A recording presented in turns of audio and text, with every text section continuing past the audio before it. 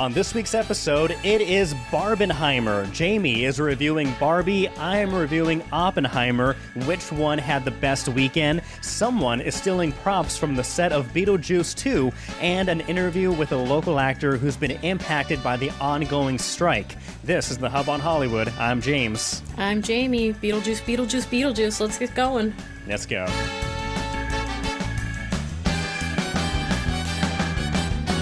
All right, Jamie, this is, I don't know about you, but I feel like this is probably one of the best weekends for cinema that the movie theater experience that cinephiles have had in a very long time, and that is thanks directly related to the simultaneous opening of Barbie and Oppenheimer.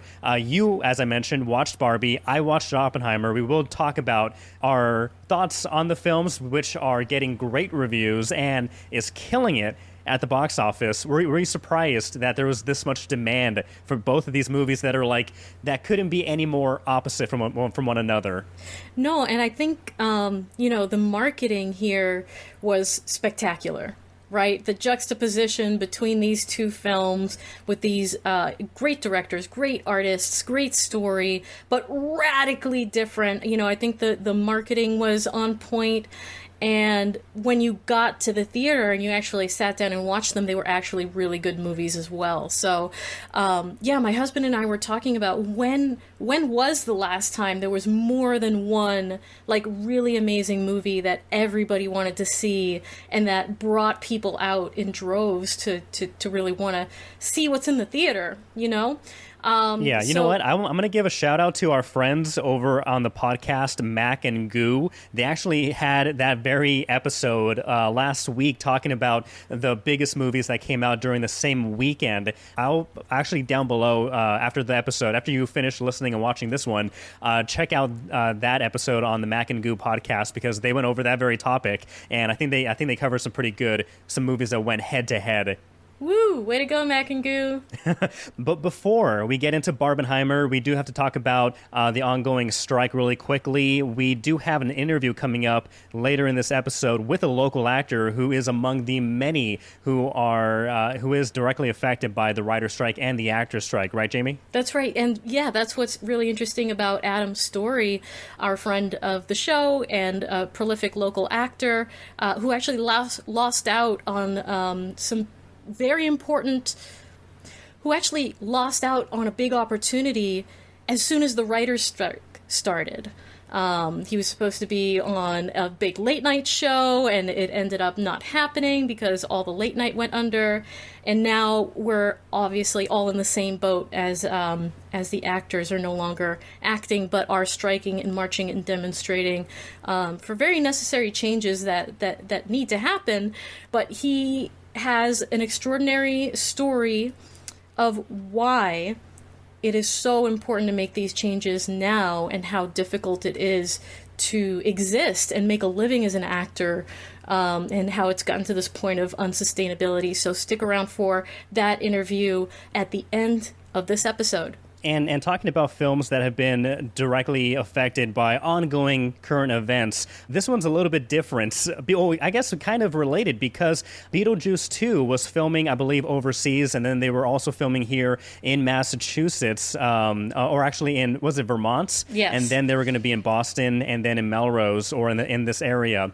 However, because of the strike and nobody really, I guess, being on the sets enough to protect props and property, there have been some thefts on the Beetlejuice sets. What's going on with this, Jamie? They are been haunted. They're being haunted by some very horrible people.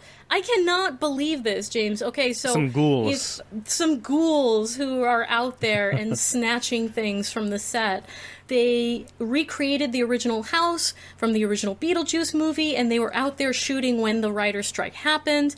That shut everything down. As you mentioned, they weren't able to film here in Boston. Everything is on hold.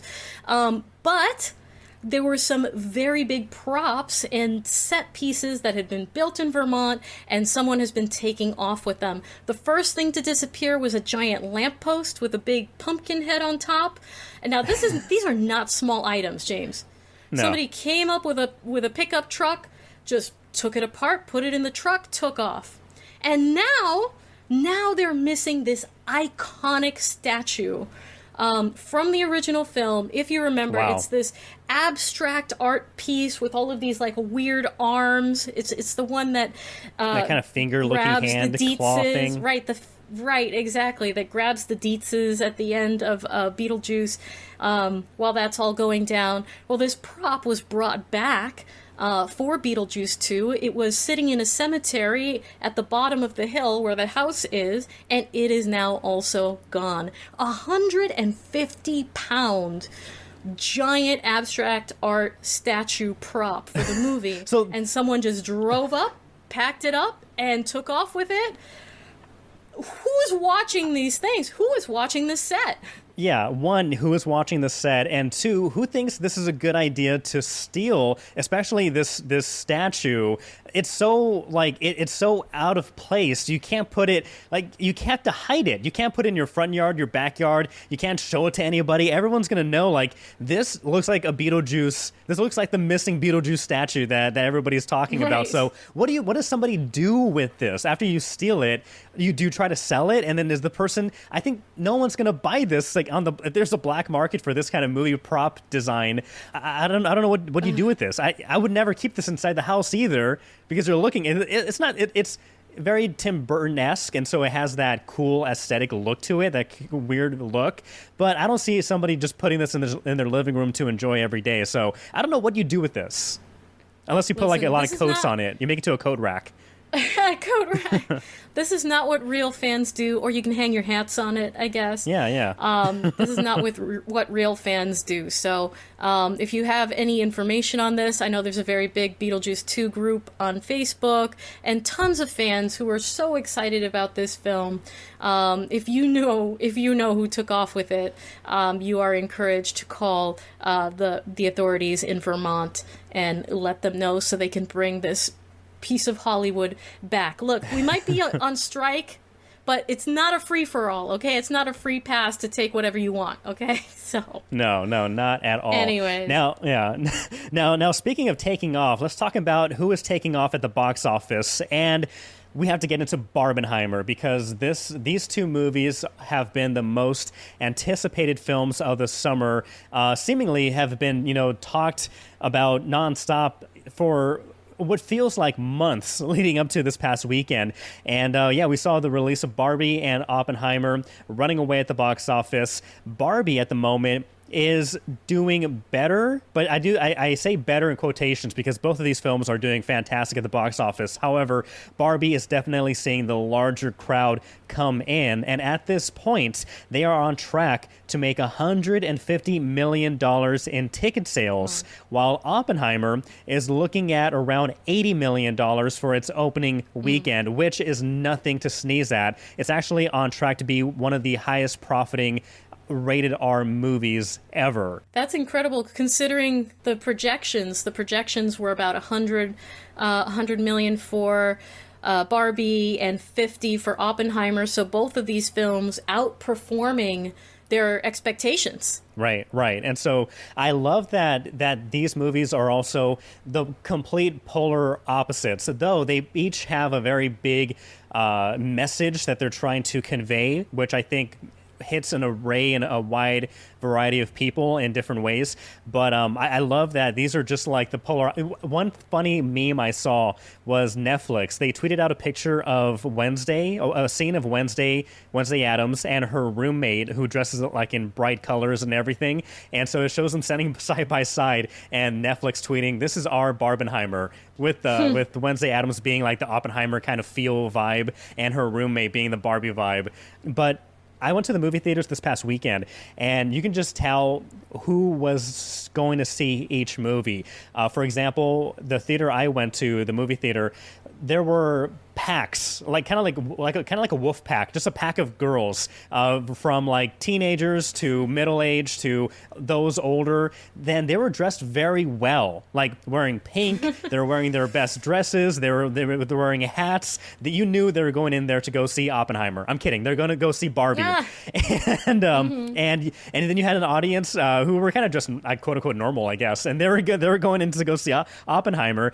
But I hear theaters have been packed. My theater for Oppenheimer was packed. How was yours? Well, I went to go see a pre-screening of That's right. Barbie on the Tuesday before it came out, and so it was kind of half press, half public, and there was a line. I went to go see it at the Boston AMC in downtown Boston on the Boston Common.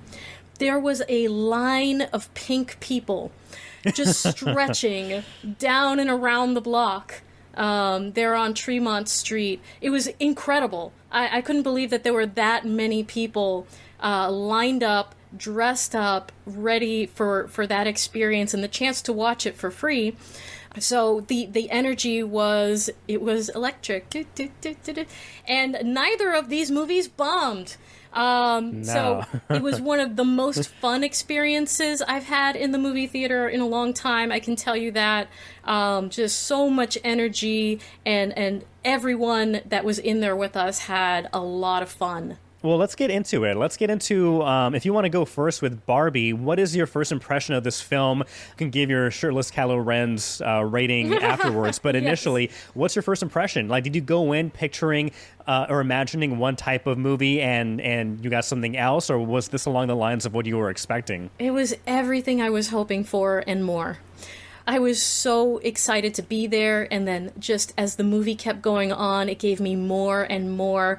I just wanted to congratulate Greta Gerwig of Little Women fame, which was shot here in Boston. This is her latest project, and she just brings so much life, so much joy to this story, so much vibrancy. She just did an amazing job. And the script, which she co-wrote with Noah Baumbach, of The Dead Don't Die, I love his quirkiness and his sort of dry sense of humor that he brings to a lot of things. And it was just this amazing mashup, the Greta and Noah's talents, that I think knocked it out of the park. You've got Margot Robbie's Barbie, Ryan Gosling's Ken, and a million other Kens and Barbies in this pink, imaginative fever dream. And it feels like the people on the screen behave more like toys than people. Everyone is a character, right? Everyone in this film could be your plaything, and each person sort of represents a different emotion and a different place in life. And it's done in just such a fun way. There were lots of twists on expectations, a fun, fast pace for about 90% of the movie. And when I say this movie was funny, James, not only was it hilarious, people were shrieking. They were screaming.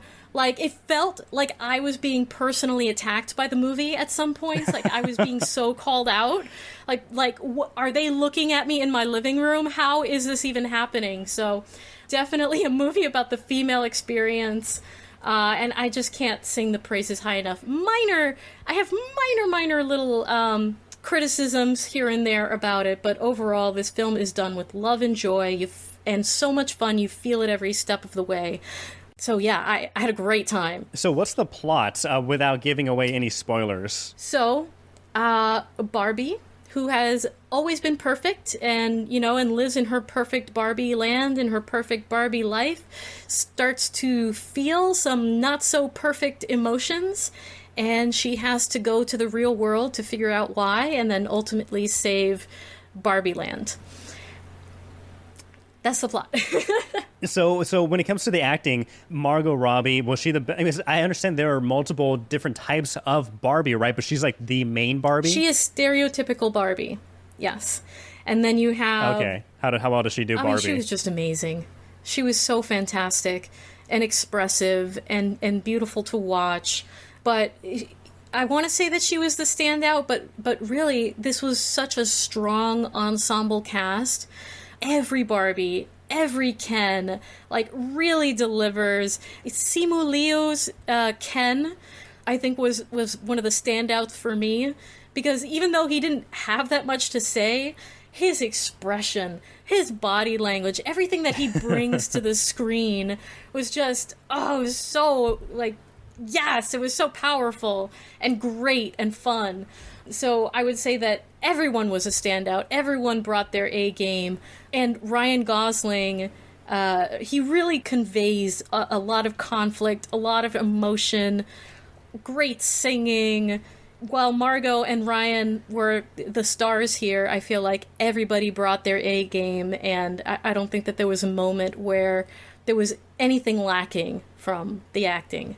Now, I think what may be similar with between Barbie and Oppenheimer is the visuals, which I will go into when I'm talking about when I review Oppenheimer. But my wife grew up with Barbies, her and her best friend, and she doesn't want to go out to see every movie out of the movie theater. However, just seeing the commercials on TV or online, she loves the color, she loves the look of it. Can you talk about how that, like, I don't know if your eyes just melt from that much pink.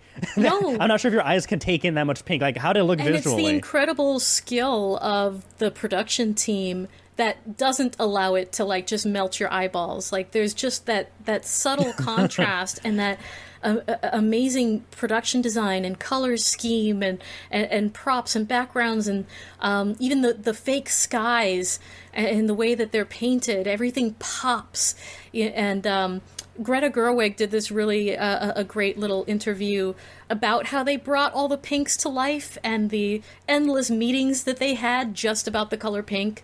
So all their whites are actually just a very pale pink. And then you have, some blues and some yellows that help other things to contrast. And just the Barbie houses were amazing. How a lot of things were like decals and recreations of the toys, and some things were physical that they could touch. But it felt, it made you feel like you really were there in Barbie land and these were toys. The color scheme was amazing. And then you get to the real world and there's a shift. Right? Barbie's hair goes from being, these perfect, impossible sort of wigs to real hair. And there's this very subtle transition throughout the film. So you really got to pay attention to it because as the character changes, things about them also change. It's just so smart and so well done. So pay attention to the little details because they matter and they just add that much more richness. Now, I know when people think Barbie, they think, of course, this must be directed and for children. However, I've heard some mixed things. Some people saying that this isn't like a, quote, kids movie, and this may not be suitable for young children. What are your thoughts? Well, I think that a kid might have some fun watching it, but a lot of these jokes are going to go right over their heads. This is more for the mom. This movie, I think, is really about the moms, the grandmothers, the families. It's more geared towards adults, and there are some blue jokes in here. Not child appropriate, but again, they'll go over your kid's head. But especially, so Kate McKinnon, who plays Weird Barbie. There are some things that she says that I was literally like a gasp, and I'm like, she said what? Like, this is part of where the shrieking comes in, James. The writing is so smart and so unexpected in certain ways, where there's nothing else you can do except scream. It's like, really? She just said that? So no, not a kid's movie. Definitely geared toward the older audience. Okay, perfect. Well, let's see. Well, what are your overall thoughts? How many shirtless Kylo Rens do you give Barbenheimer and Barbie rather? And do you recommend people to see this in the movie theater? Like I said before, everything in this film is done with love and joy. It's great pacing until about the last 20 minutes. Like the very end, I think it really could have been shortened a lot and gotten the same message across.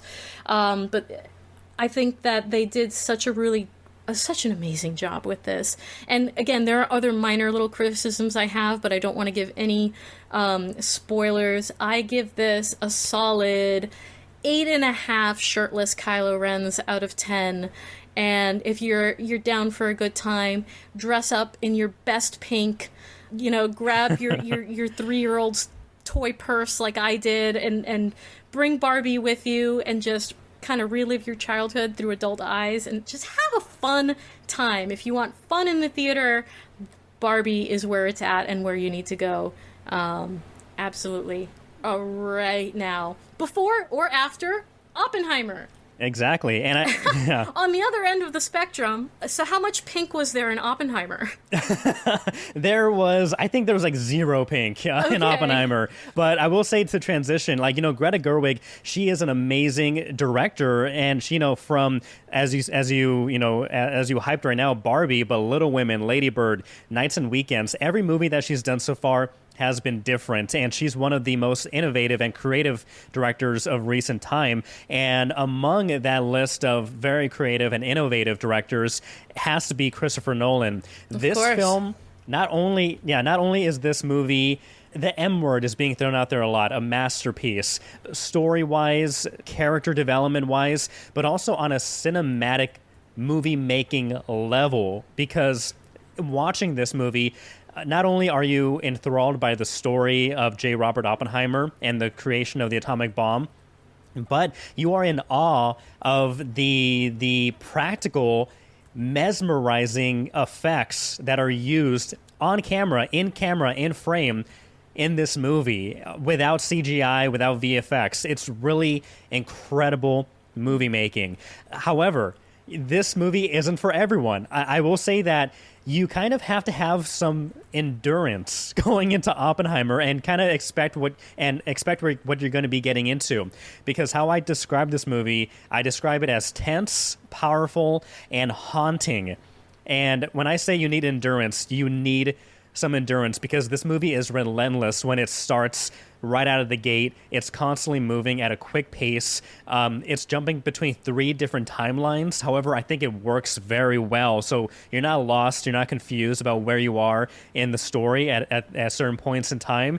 But it is a very heavy dialogue-driven film, but I think it's worth it. I think it deserves your attention. It needs your attention for this. This movie is 3 hours long, but I think the film is, as I said, constantly moving at a good pace.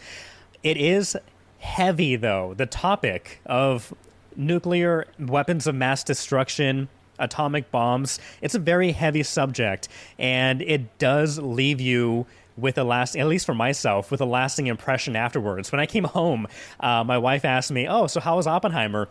And I felt like I was in a daze. I was telling her, like, it was incredible. And then, like, I realized I had stopped talking, and then she looked over at me. She's like, "It looks like you've seen something. Like, you've been through something." And I'm like, yeah, I do feel like I've been through something.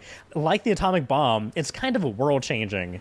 And I may be blowing it out of proportion, but I don't think this movie is incredible. I don't So think basically, that you yeah, go are. ahead. So would you say that about the historical aspects of this movie, were there new things that you learned? And yeah, you're talking a little bit about the weight of things. I mean, this is about one of the most important, significant events of human history.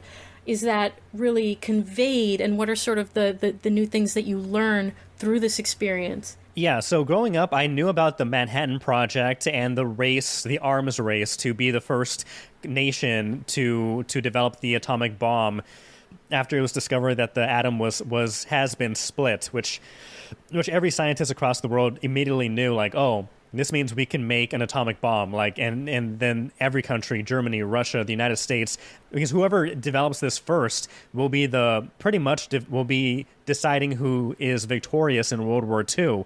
And so this follows J. Robert Oppenheimer, who's played by Cillian Murphy, who does an incredible job. He is appointed the head physicist for the Manhattan Project and has to pull this it's kind of like the Avengers. He has to pull this team together of scientists to create this. And he and his team, they spend years developing the first atomic bomb, forever changing the course of history. And I did learn a lot about J. Robert Oppenheimer. Not only does this movie look at his life before being appointed the head of the Manhattan Project, but it talks about, obviously the trials and the struggles and the ups and downs of making this weapon of mass destruction. But it also goes afterwards talking about the fallout and how Oppenheimer was blacklisted by the U.S. government because after the creation of the atomic bomb, there was the immediate discussion of we need to create by the military, we need to create a thermonuclear bomb and make one bigger and bigger and bigger. And after seeing what happened with the atomic one, he changed his tune by saying, you know what, we should not be doing this. We should not be going bigger and bigger and bigger, because the first bomb changed the world and changed mankind forever, for better, but many would say for worse. But he really started speaking out against like the dangers of going bigger and bigger, and because of that, the U.S. government pretty much did their best to uncredit him as much as possible. Because if the father of the atomic bomb is coming out saying this is a bad idea, I think a lot more people in the public would, and even around the world would say, yeah, we need to not do this anymore. However, the military did their best to discredit him so they could continue to go bigger and bigger and bigger.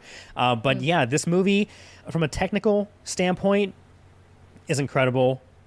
Christopher Nolan using practical effects, again, on camera, on film, showing things from Oppenheimer's perspective. The acting, I think Cillian Murphy has to be nominated for Best Actor, and Robert Downey Jr. A lot of people forget like how great of an actor he is because of the Marvel movies. You know, he's great in those, yada yada, but it's not like Shakespeare. Robert Downey Jr. shows why he is the best, or among the best living actors today, because he kills his role and deserves a Best Supporting Actor nomination, as well as Emily Blunt. Yes. I could go on for hours and about Matt this movie. Damon and whoever played Einstein. I'm just hearing incredible things about all of these players. Now, you mentioned Emily Blunt, who plays Oppenheimer's wife. There's a lot about Oppenheimer's personal life, and some things that really shocked audiences were some of the sex scenes and things that really got into like the nitty-gritty of his life. Were those moments that sort of surprised you? Yeah, it was, because before he married Kitty Oppenheimer, played by Emily Blunt, he was married to this other woman played by Florence Pugh, and it's kind of his relations with her and her friends that really started the discrediting train, because Florence Pugh's character was a communist. She was like the part of the Communist Party of America, and during that time, if you were a quote unquote commie, you were blacklisted, you were ostracized, you were followed by the FBI. A lot of bad news. And so there were a couple of sex scenes involving Florence Pugh's character.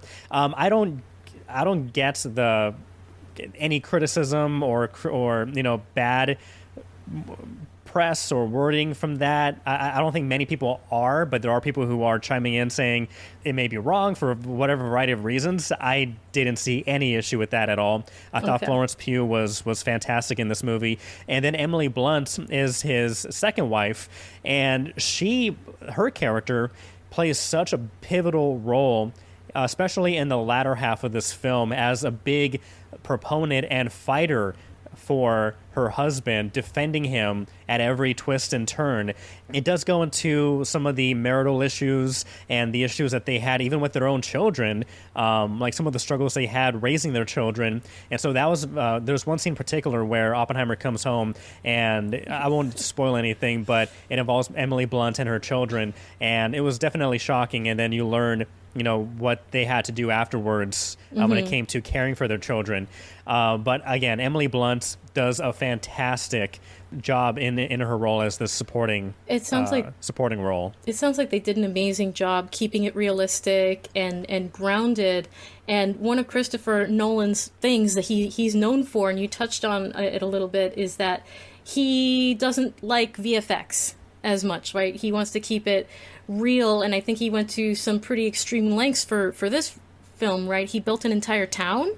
Is that right? Yeah, so he built an entire town, Los Alamos. So like in the real life story in New Mexico, they built this base where all these scientists could come and work there for 3 years straight, working on creating the atomic bomb. But because they would be there pretty much day in and day out all the time, they built this town so their families could move there with them. So they had a church, they had a school, they had a barbershop, they had a saloon, and they built this town for the families and their scientists so they could be there, so they wouldn't be distracted. They wouldn't have to be going, across the country all the time. They'd be where they needed to be to win the war, to put their all in this war effort.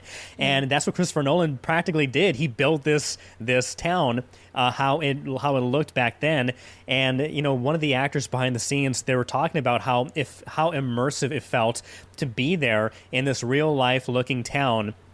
Everything was practical, and not only did they film at this fake Los Alamos town, but they also filmed at Berkeley. They filmed at locations where Oppenheimer, where Einstein, where many of these real-life characters worked, where they went, where they hung out. So they filmed everything on location, and Robert Downey Jr. was saying being able to be there in person, standing in the exact same spot where their character was standing, helped them fall into that role and help them really give their best performance. And talking about the town and everything practically was incredible, but the technical achievements need to be talked about as well, because not only was black and white IMAX film invented for specific scenes for this movie, but there are shots of explosions and shots of, I don't know how else to say this, but just cool science stuff, like quote unquote science stuff, where you see sparks, you see things splitting, you see things in frame.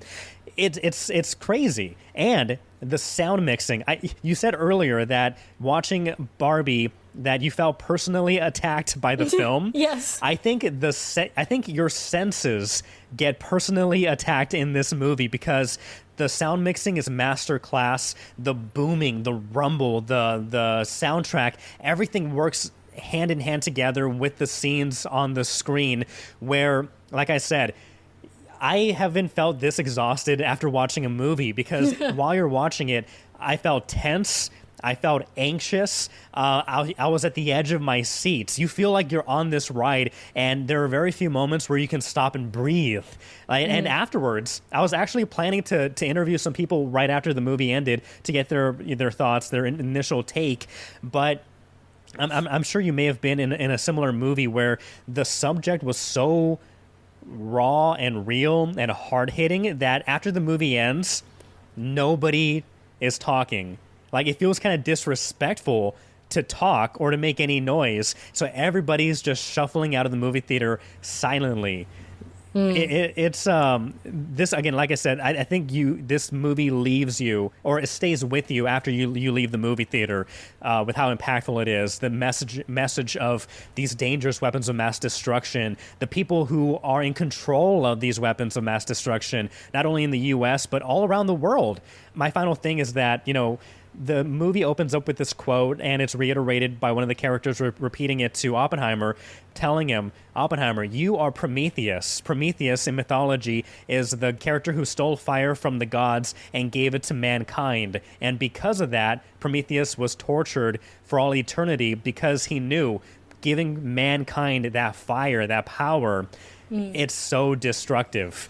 Yeah, this movie is powerful. I expect it to sweep at the Oscars, both from an acting perspective, the filmmaking perspective, the sound mixing perspective. I'd be surprised if this wasn't nominated in every single category. Amazing. So give it your final rating, and I guess people should go see it.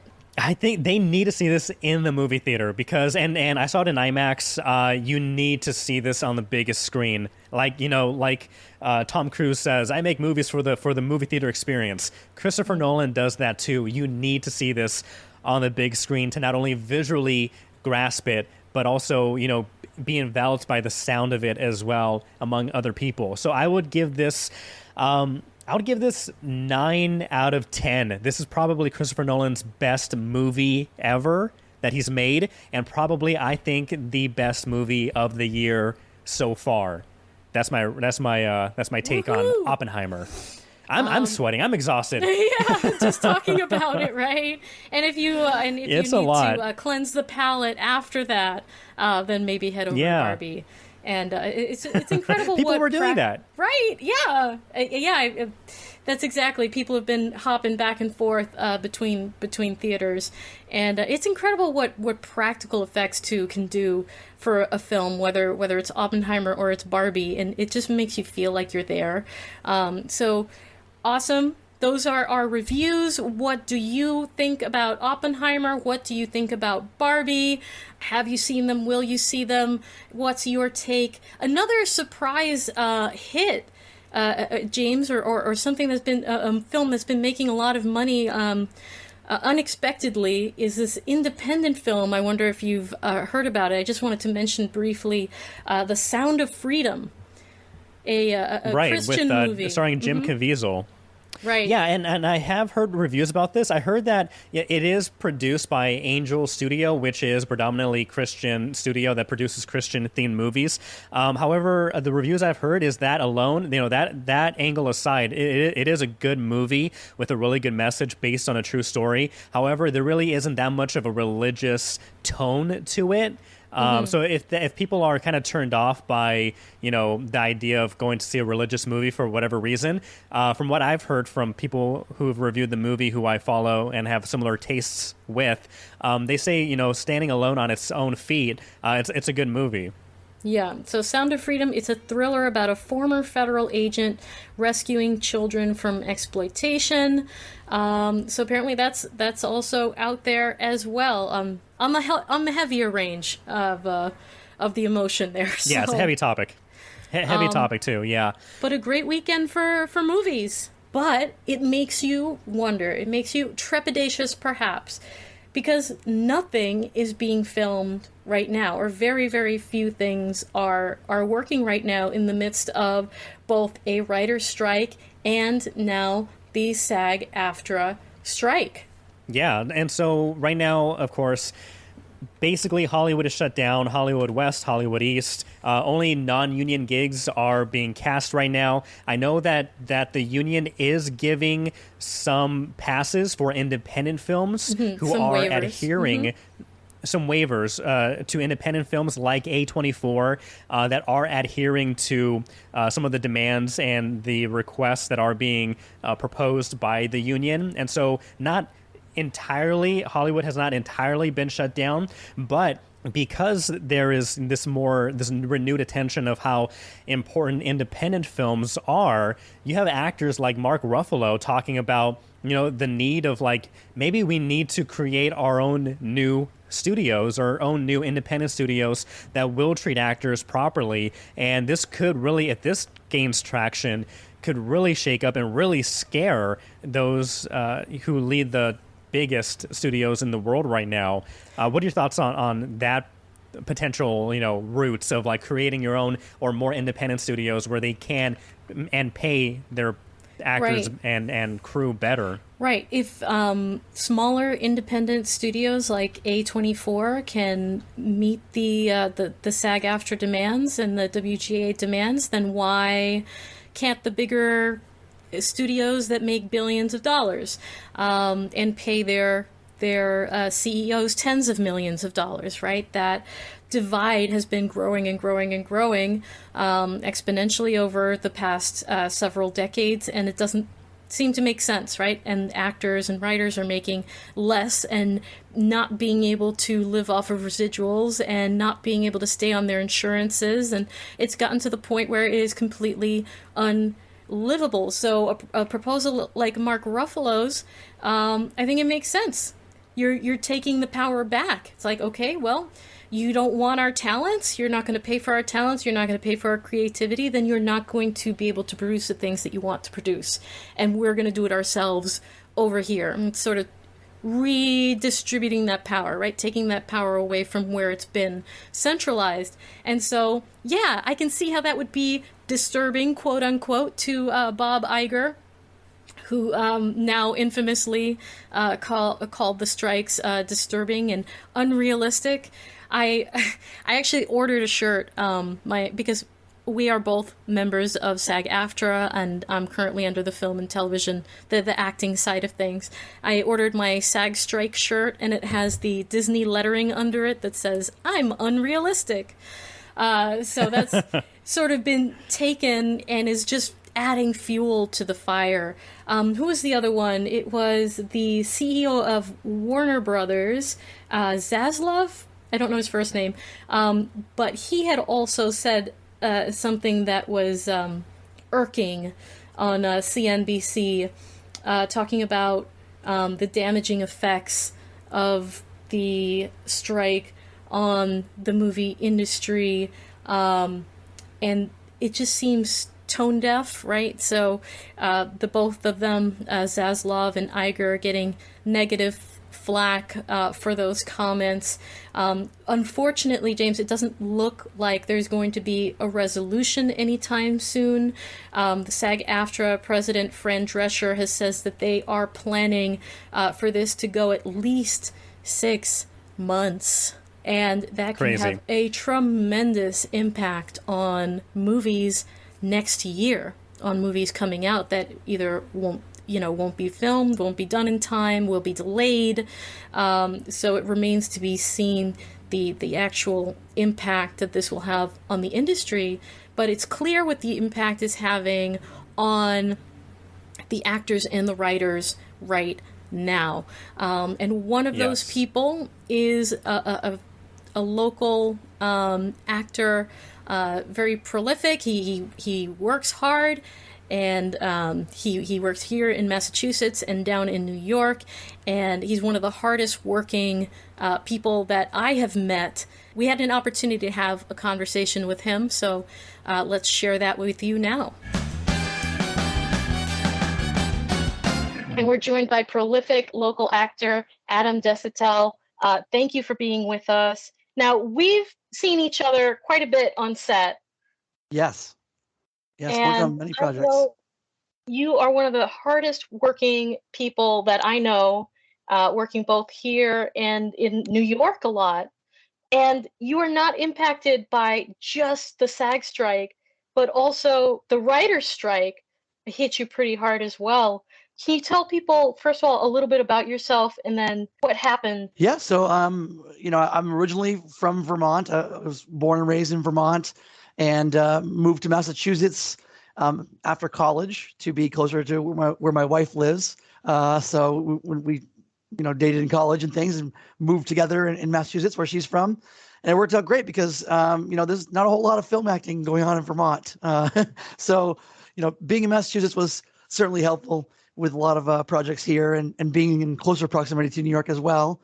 So, I've been a member of SAG for about 5 years now. I've been SAG eligible since 2007. So I was working on projects around my college years and stuff. That's where I got my vouchers to join the union back in the day. And so when the writer's strike happened, it happened the day before I was booked to be on the Tonight Show with Jimmy Fallon, and this was the third time I was going to be on the Tonight Show with Jimmy Fallon, but the first time where you would actually have seen my face, because the first two times I played the Tonight Show Yeti. So anytime you see the Yeti on Tonight Show, that's me in the costume doing all the crazy Yeti stuff. That's awesome. Nice. And I'm sure you had a lot of fun doing that. But it was going to be the first time that we were going to see your face. And then So the writer's strike happened literally the day before I was booked to go on to do a sketch on there. He does the sketch sometimes where him and the guests try to guess what kind of crazy nonsense is going on stage behind them. They usually have some sort of crazy, scenario happening, and they have to describe it to each other and figure out what's going on. I was going to be playing Napoleon Dynamite, eating spaghetti, Lady and the Tramp style with the cocaine bear. So it was going to be a pretty funny sketch with Jennifer Lopez as the guest. Everything was looking good. I had received a message from casting, maybe 2 hours before the strike was called, saying everything was looking good and we'll have your details for tomorrow later. And 2 hours later, I just got the call saying, "Oh no, the shows have gone dark. Writer's strike has shut down all the late night shows." So that was that. Just a few months later, now SAG going on strike. I wanted to get, how did that feel for you? I know that you are, you've been working so hard and going from, city to city and trying to make ends meet. Talk to us a little bit about how you've seen an impact on your own life, and why or why not you might think that this SAG strike is necessary now. When the writer's strike first happened, anyone that's not familiar with that kind of such a scenario, is they could continue to film things that were already written, that were already completed written works. So most TV stuff kind of kept going for a little while. Like a lot of TV shows kind of finished filming what they were filming, what they had written and ready to go. So the industry really didn't see a huge impact right away, immediately. I would say the first month of it, a lot of stuff was still filming. And then as you could see, as they started to run out of material to work with, stuff started shutting down. A lot of the Writers Guild strikes were shutting down productions. So, in terms of New York City, where I go a lot, you're looking at, 15 to 20 projects going at any given time in New York. And you could slowly see that number going down as the time went on when the writer's strike happened. So that, severely impacted things. I went from being pretty busy, working at least 2 or 3 days a week to, maybe working one day every other week in that first month. And it's certainly gotten, progressively worse as the writer's strike went on. And then now here we are, 2 months later, and SAG goes on strike right next to them. And, there's probably both sides to each side here as far as was it necessary? Do we want it? I think the majority of SAG members agree that it was necessary. It's one of those pivotal times. When you look at the industry, things change and the industry has to change with it. We look at like when things went from VHS to DVD, there was a big switch there in the industry, how people were paid, how things were getting compensated, and then DVD to Blu-ray, and then now from an actual physical copy of something to a digital media, that we're living in this digital world now where everything is all streaming. So we have to kind of keep up with that, and I think the producers saw that change was happening, and they took full advantage of it, or at least during the last contract we had, because streaming was still a thing in the last contract, and we kind of kicked the can down the road, I guess, so to speak, in terms of getting what we were looking for then. And I think we've kind of realized now that if we don't do it now, we're never going to get it. It's a pivotal moment in history for our industry where if we don't stand up and get exactly what we need, we're never going to get it. Yeah, what are your thoughts about, I know there was, when the writer's strike happened, there were these reports, I think one in Deadline, talking about how these higher executives in the studio industry, they were saying that they were willing to let this strike go on and on and on and just wait till writers lost their jobs, their houses, and everything like that. What goes through your head when you hear that reportedly these studios, the heads of these studios, really don't seem to be seeking a fair deal and are trying to ride this out for as long as possible? Yeah, that I honestly don't know why that producer would have said something like that. It's a little bit insane when I think about it. Like, it hasn't come out who it was that said it yet. I think some people know, but I just can't believe that they would actually publicly say something like that amidst an active strike with both unions at the same time. It kind of boggles your mind, but at the same time, it's actually kind of, in a sense, it's true. Like they have way more money than the Actors Guild, the writers, your average writers, your average actors. We're going to get froze out, before they run out of money. But they're in a position where they could definitely hold out longer than us, unfortunately. And that's why I think, when you asked about, it wasn't necessary for SAG to strike. I think it definitely was, and I think we should have done it right when the contract ended June 12th. We had a contract extension. They gave 2 extra weeks to keep negotiating. And all the numbers recently came out, the things that SAG asked for and what the producers came back with in terms of what they were countering or just flat out rejecting altogether. And it's kind of staggering the numbers there that they're squabbling over. I think the only way to really show them that we mean business is to hurt them in the one spot where they're going to make a difference, is that's in their wallets. So having both unions on strike, having a full shutdown of all of Hollywood is going to hopefully make a dent in their bottom line. And that's the only thing they're going to really pay attention to, I think. Yeah. What do you think about ideas being floated around by people like Mark Ruffalo that, people should be just doing independent movies? We should only be working for independent studios and sort of hitting the bottom line of all of these bigger studios and not right, trying to take the power away from them. Is that even feasible, or what do you think about ideas like that are floating around? In a perfect world, I think it's a great idea. I would love to see more of it. I'm not sure how feasible it would be in terms of taking down these giant moguls of the industry, in places like Disney and Netflix and things. So I think it would be a great thing if we could accomplish it. I certainly think it would help out in terms of making a dent in what they have a power hold over, which is the money. So I would like to see it. I think it's a great idea. Yeah. Now, for the SAG-AFTRA strike, one of the biggest talking points, and you mentioned it, was surrounding residuals and how the streaming industry or the streaming game has changed the entire game. And another big part that they're talking about is the practice that we have been seeing where background actors are having their likeness scanned and being used in projects that they never worked on, they never got paid on. Last week we talked to Nicole Johan Rand, and she said that she saw herself in a project. Someone took a screenshot of her waving her arms in this crowd, and she never got paid for it. And at first she thought it was like, oh, that's neat, that's interesting. But then you realize, wait a minute, I'm not getting paid for this, and this reduces my chance of ever getting hired again. When you hear stories like that, when you hear the idea of paying actors a one-day rate, scanning their likeness and using it forever, what goes through your head? Honestly, I mean, that's in for us as actors, that's like an industry killer. I think that's a complete, total industry killer for any actor, whether it be a background or principal roles. If you start scanning people and paying them for one day, you have the ability to use their image forever.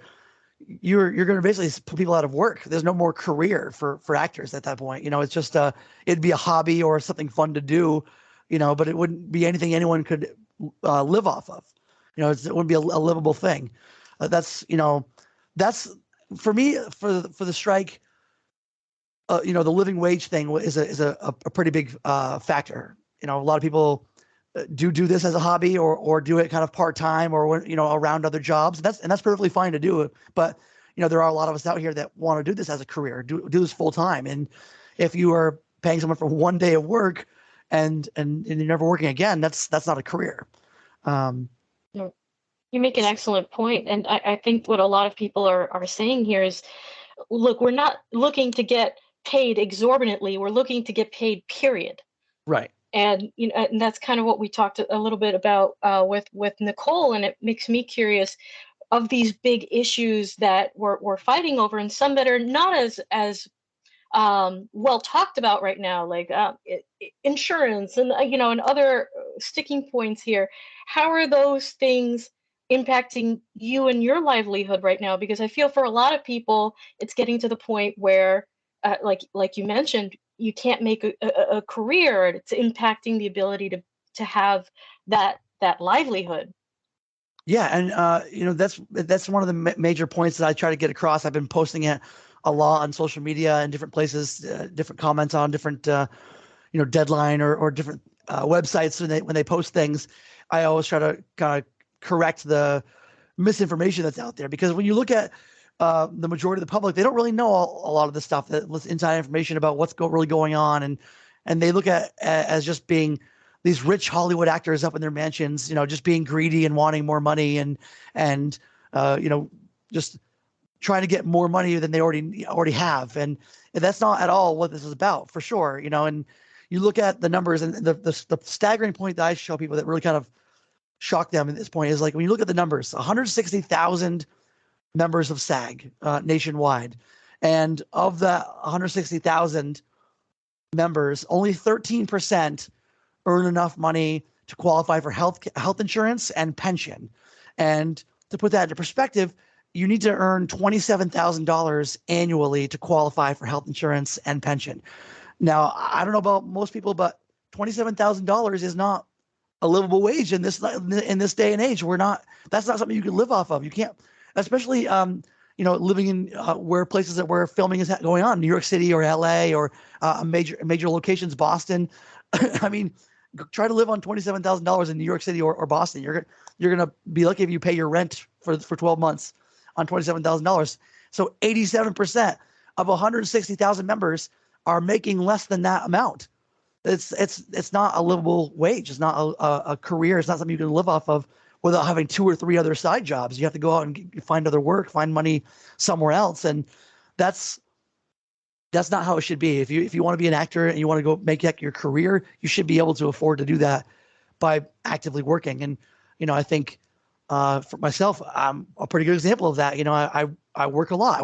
I'm gone all the time, and I'm away from home, and I'm trying to carve out this career, and I'm still basically living paycheck to paycheck in terms of the amount of money that I'm making. So it's kind of crazy to think about, really. You likely heard the very rousing speech that Fran Drescher, the SAG-AFTRA president, gave about a week and a half ago. Because she hits on many points, very important points, but she talks about how this isn't just the film industry that's being affected by corporations or executives and not paying their workers well, giving them a livable wage. She says this is happening globally in every industry. What did you think about her speech? So I admittedly have not been Fran Drescher's biggest fan since she's been president. I think, there's definitely some things she could have done better so far. But I will agree that she has been fantastic during the negotiations during this last contract bit. The speech was great. She hit on all the points that I think that all of us wanted to hear her make, and she's standing up for our union members. So I think she's doing a great job now for sure in terms of this negotiations, and she needed to do that. We had to have leadership to do that for us. Because as we were mentioning, it's a very pivotal point for us in terms of the industry. So how are you getting out there now? Are you part of some of these demonstrations? And what's sort of your advice for your fellow actors on what we should be doing now? Yes, I mean, solidarity. Obviously, that term gets thrown out a lot. It's a big thing. I think that's something we should be looking in terms of staying together, staying strong, staying united. It's tough on everybody. There was this quote from Bob Odenkirk when he asked about, some of these productions that were given exemptions to continue filming. And he was like, hey, why are they still working? We should all be out of work together and we're all losing together essentially until we can get ahead. So I think that's the biggest key is, sticking together in the fight and knowing that in the big picture of things, this is going to hopefully be the point where we turn things around and have a much better contract after that. And so you were demonstrating in the Boston Common, right? And a little in New York, you said? Yes, I went to the writer's strike in New York. That was actually outside of Disney. It's the picket lines are insane. If you haven't had a chance to experience it, there's a lot of great energy there. Everyone's excited to show up and support one another. There's a lot of non-union people out there that are just showing support. When I was at the writer's strike, the teachers guild showed up. A bunch of teachers just showed up from their union to show union support. There's a UPS strike, possibly looming down in the future. I just saw something this morning that McDonald's workers are trying to get together and walking out on strike issue things. So I think it's a pivotal time, not just for our industry, but I think just the country as a whole. I think everyone has just had enough of the corporate greed, and we're just trying to make a living wage and get ahead and not have to be so broke all the time. So I think it's a universal concept that the whole country is kind of waking up to and realizing it needs to change. Excellent. Well, Adam Desautels, thank you so much for joining us on the Hub on Hollywood. So if anybody sees you on the picket line, I know people are showing their various waves of support by either offering water, showing pizza. What would you like to see some supporters pass out? Well, it's definitely hot out there, so the waters are certainly helpful. The pizza wouldn't hurt anybody's feelings, I'm sure, too. But even if you just drive by and give that horn a bunch of honks and help that energy with the crowd, because we're out there for 2, 3, 5 hours sometimes, constantly walking out there in the heat. So just any little show of support is super helpful for sure. So even if they're not in the union, they can come out there and and join the picket line as well and show the support. Awesome. Well, thank you so much, Excellent. Adam. We loved having you on the show. Best of luck in everything, and I hope I get to see you on set. Absolutely. At Very some point soon. Okay. Thanks for having me. All right. Thank you again, Adam, for sharing your story. And just thousands of others like him are in the same boat. And really, they want to do something that they love, that they are passionate about, that they are good at, and be able to live doing so, be able to support their families, and have a living. That's it. It's pretty simple. It's not that too much to ask extraordinary. for. It's not an extraordinary ask. A lot of people are kind of confused about the strike sometimes. They're like, oh, what are these A-list celebrities really? Why do they need more money? They don't. It's not really about them. It's about the 98% of other actors who are not the A-listers, right? Who are not making millions of dollars, but are just doing this to live. And it just blows your mind when you think about these insanely popular and prosperous shows like Orange is the New Black that makes like $100 million, and their actors are getting residuals that are literal pennies. It's mind-blowing. So we will see where things progress from there. Stay with the Hub on Hollywood. We will continue to bring you the latest and elevate voices. And if you have a story to share, or if you're a filmmaker, if you're an actor, if you're a writer and you want to share your story here on the Hub on Hollywood, reach out to us, hubonhollywood.com, and we're on all the social medias, right, James? Yeah, at Hub on Hollywood. We are on Facebook, Twitter, Instagram, TikTok. Not on Threads yet. Admittedly, I'm still trying to figure out Threads for Yeah, we'll get there. for the Hub on Hollywood account, but we're working on that. But we're everywhere at Hub on Hollywood. Be sure to reach out. Comment down below. Let us know what your situation is. Also, if you watched Barbie or Oppenheimer, let us know what your review is for each of the films. Did you do a double Barbenheimer feature?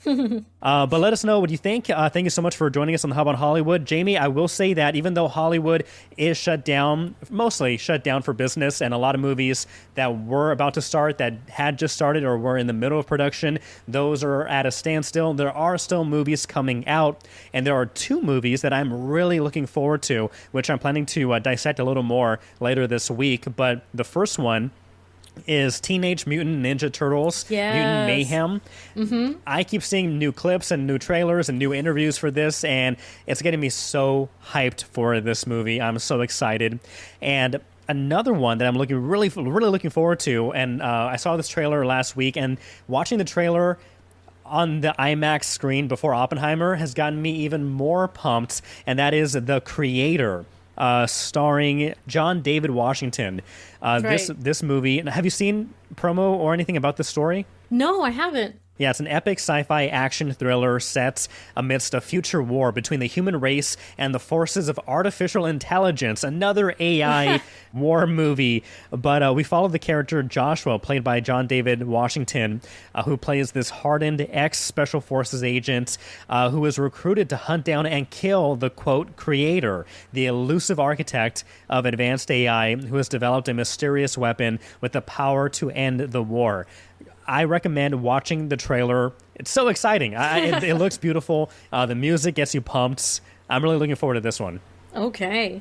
I haven't seen that one yet, but I will go check out the trailer. Teenage Mutant Ninja Turtle. I can't wait to go see that one with my 8-year-old son. It looks really well done. And I'm an animation fan. I have a lot of friends that are animation fans, and it looks pretty gorgeous. So looking forward to that one as well. But basically, back here at home, James, I'm just going to go watch Pride and Prejudice for like the 20th time. Hashtag Depression Barbie. And No, that's good. That's enough. Yeah. Hashtag Depression Barbie. There we go. Excellent. Well, let us know what you're looking forward to as well. As one more time, we are the Hub on Hollywood podcast. Tell your friends about us. If you are an actor, if you are in the filmmaking industry, locally in Massachusetts and New England, reach out. We want to hear from you. Yeah, just tell your friends about the podcast. The more, the merrier. But right. Jamie, jam-packed episode, as always. Pleasure. This is a great episode. Unless there's anything else, I'm James. I'm Jamie. We'll see you next time. Bye.